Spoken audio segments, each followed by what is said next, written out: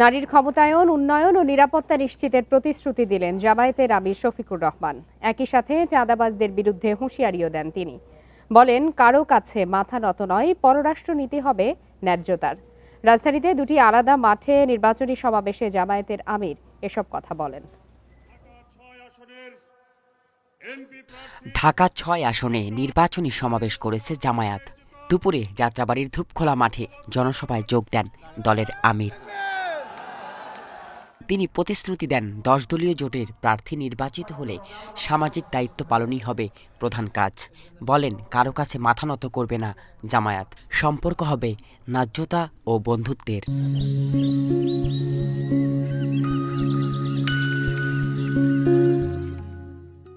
সকল সভ্য দেশের সাথে আমাদের বন্ধুত্বপূর্ণ সম্পর্ক থাকবে, কিন্তু কারো চোখ রাঙ্গানি আমরা মেনে নেব না, কাউকে প্রভু মানব না, সবাইকে বন্ধু মানতে রাজি আছি।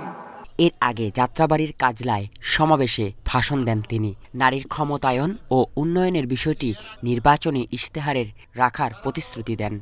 রাসূলুল্লাহ সাল্লাল্লাহু আলাইহি ওয়াসাল্লাম প্রত্যেকটি ঝুঁকিপূর্ণ যুদ্ধে আমাদের মাদেরকে শরীক করেছেন যোদ্ধা হিসাবে।